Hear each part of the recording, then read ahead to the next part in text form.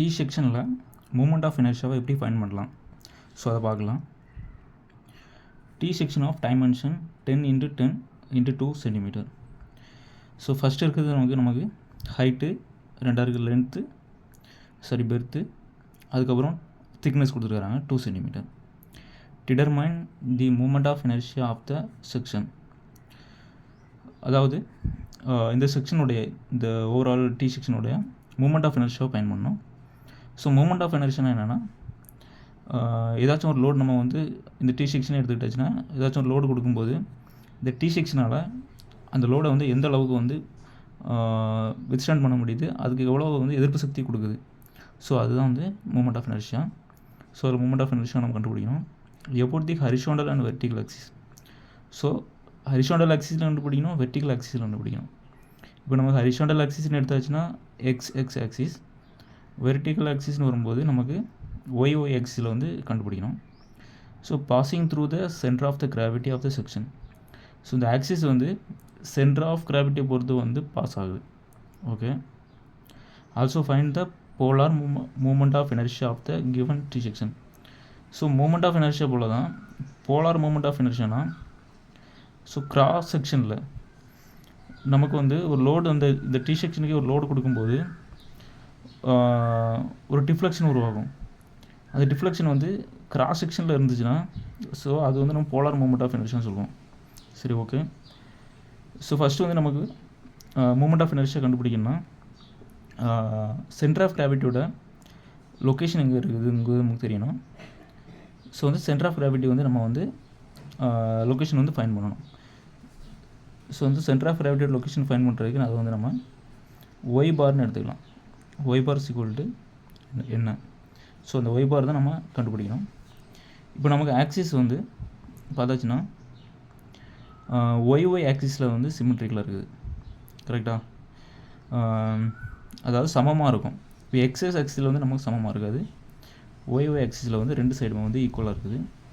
So symmetrical Y ஆக்சிஸில் வச்சு நம்ம கண்டுபிடிக்கணும். சரி, ஃபஸ்ட்டு நம்ம இது ரெண்டு பார்ட்டாக எடுத்துக்கலாம். இந்த செக்ஷனில் ரெண்டு பார்ட்டாக எடுத்துக்கலாம். மேலே இருக்கிற ரெக்டாங்கில் ஒரு பார்ட்டும் கீழே இருக்கிற ரெக்டாங்கில் ஒரு பார்ட்டாகவும் எடுத்துக்கலாம்.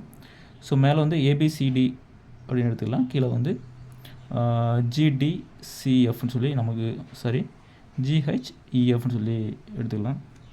சரி, ஓகே. ஃபஸ்ட்டு இந்த மேலே இருக்கிற பார்ட் ரெக்டாங்குலர் ஒன்றா வச்சுட்டு ஸோ அதோடைய ஏரியாவை கண்டுபிடிக்கலாம். ஸோ அதை A1ன்னு வச்சுக்கலாம். A1 ஈக்குவல் டு, இப்போ இது ரெக்டாங்குலராக இருக்குது. ஸோ இந்த மாதிரி ரெக்டாங்குலராக இருக்கும்போது ஏரியா கண்டுபிடிக்கிற formula length into breadth. Length 10, breadth 2.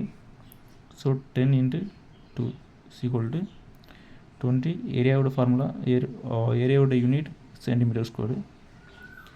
So அதே போல் இந்த பேஸ் பாயிண்ட்லேருந்து நமக்கு இந்த ரெக்டாங்கிளோடைய சென்டர் ஆஃப் கிராவிட்டியோட டிஸ்டன்ஸு. ஸோ அது நமக்கு தெரியணும். அதை y1 எடுத்துக்கலாம். ஸோ இந்த மாதிரி டிஸ்டன்ஸ் கண்டுபிடிக்கிறதுக்கு நமக்கு ஃபஸ்ட்டு ஓவரால் 10, இங்கே 2. ஸோ இதிலிருந்து இது முடிய நமக்கு டிஸ்டன்ஸ் 10 - 2 8 ப்ளஸ். ஸோ நமக்கு சென்டர் ஆஃப் கிராவிட்டி பார்த்திங்கன்னா இதில் பாதியில் தான் இருக்க வாய்ப்பு இருக்குது. ஸோ அதனால் இங்கே 10, மேலே இருக்கிறது பார்த்திங்கன்னா பாதினால் 2/2. So 9 centimetre. ஓகே, அதோட யூனிட்டு சென்டிமீட்டர். லென்த்தோட யூனிட் சென்டிமீட்டர் தான். So y1 equal unit centimetre. So next இந்த ரெக்டாங்குலருடைய ஏரியா கண்டுபிடிக்கலாம். ஸோ இது ரெக்டாங்குலர் தான், அதனால் லென்த் இன்ட்டு பெர்த்து. அதே போல் 8x2, so 16 centimetre square. Next y2. So இந்த ரெக்டாங்குலருடைய சென்டர் ஆஃப் கிராவிட்டியோட லொக்கேஷன் அதுதான் ஃபைண்ட் பண்ணணும். ஸோ அதே போல் கீழே பேஸ் பாயிண்டில் இருந்தால் நமக்கு எப்பவுமே ஸ்டார்ட் பண்ணணும். ஸோ பேஸ் பாயிண்ட்லேருந்து இதிலேருந்து இது முடிய உள்ள டிஸ்டன்ஸ் நமக்கு பார்த்திங்கன்னா 8. கரெக்டாக? ஸோ 8/2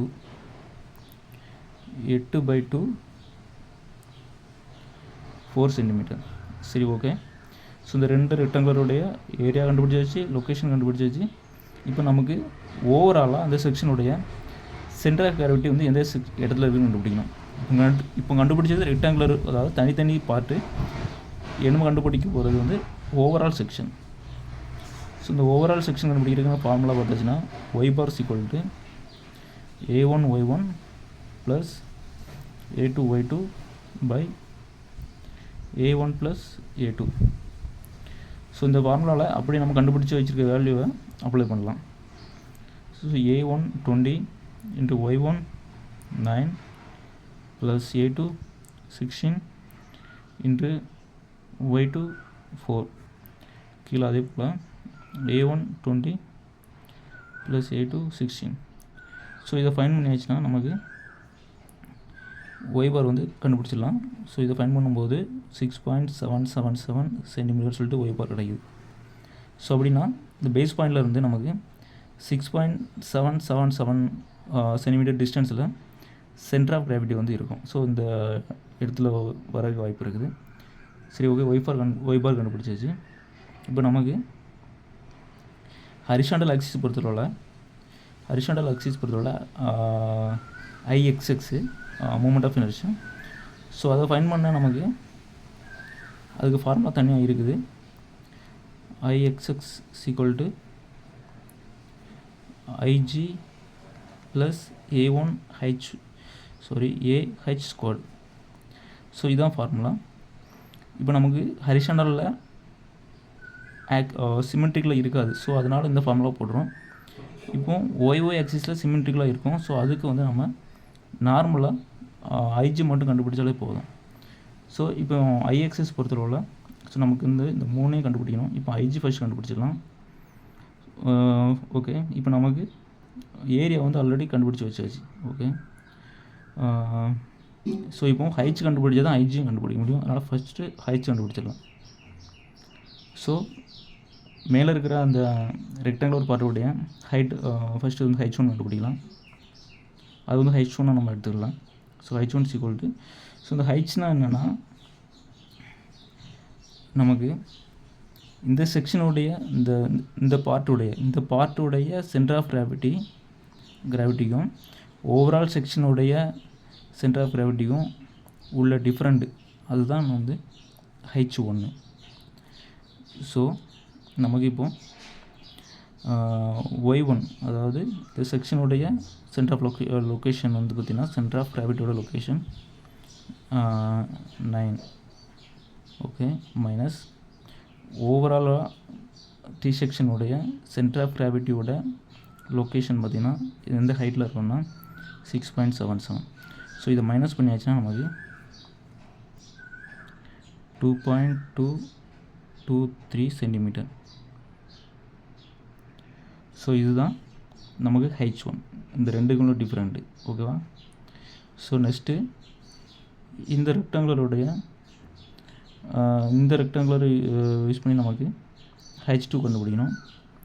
ஸோ அதே போல் தான் இந்த செக்ஷனுடைய சென்டர் ஆஃப் கிராவிட்டியோட லொக்கேஷன் ஓவரால் செக்ஷனுடைய சென்டர் ஆஃப் கிராவிட்டி லொக்கேஷனோட டிஃப்ரெண்ட்டு.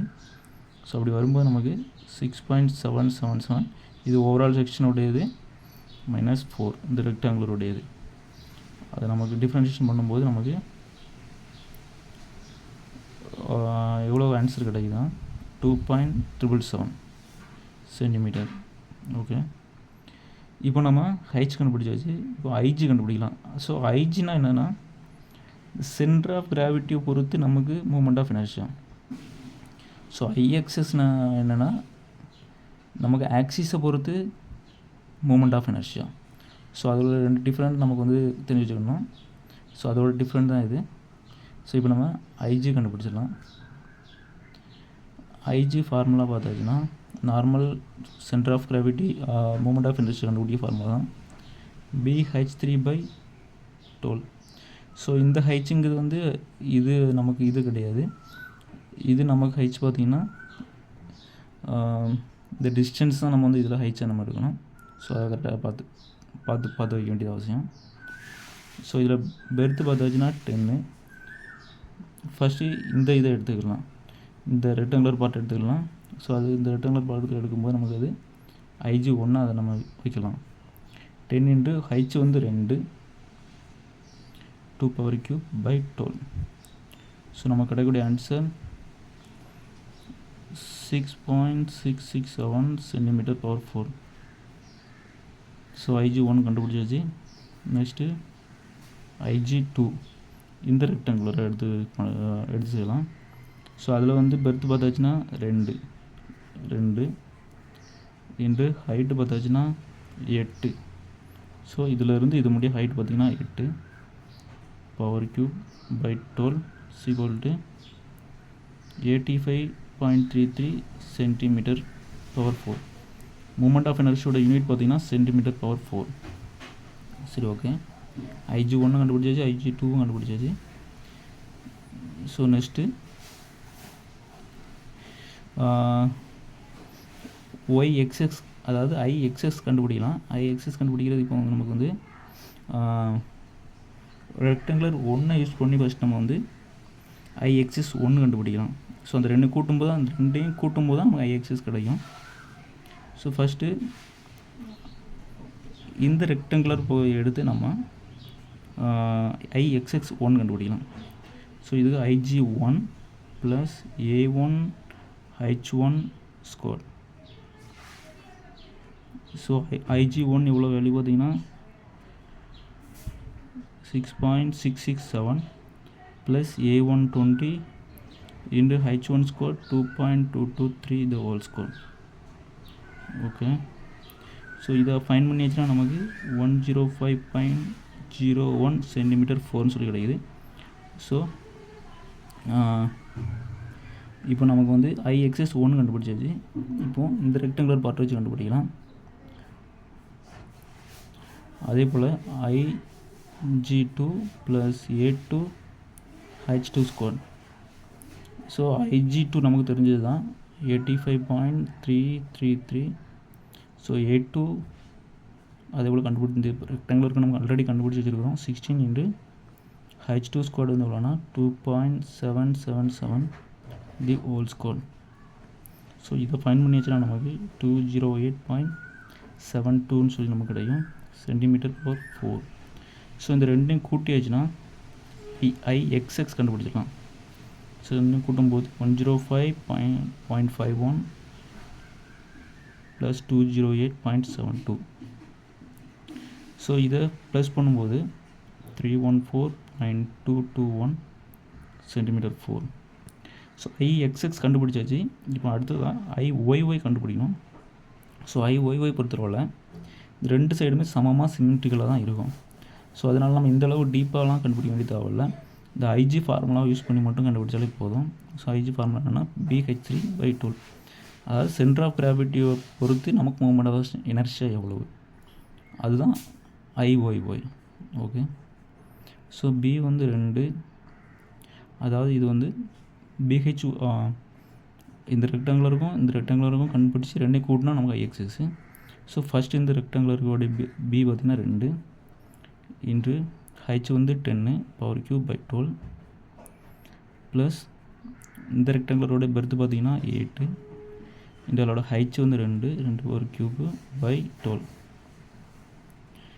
ஸோ இந்த ரெண்டையும் ஃபைன் பண்ணால் நமக்கு 172 சென்டிமீட்டர் பவர் 4 சொல்லி கிடைக்கிது. ஸோ நம்ம கடைசியில் என்ன கண்டுபிடிக்கணும்னா போலார் மூமெண்ட் ஆஃப் இனர்ஷியா கண்டுபிடிக்கணும். இந்த IXXையும் IYYயும் ப்ளஸ் பண்ணியாச்சுன்னா போலார் மூமெண்ட் ஆஃப் இனர்ஷியா கண்டுபிடிச்சலாம். அது வந்து IZன்னு சொல்லி எடுக்கணும். So IXX plus IYY. IXX value வந்து 314.21, IYY பார்த்திங்கன்னா 172. ஸோ நமக்கு கிடைக்கக்கூடிய ஆன்சர் 486.221 சென்டிமீட்டர் பவர் 4.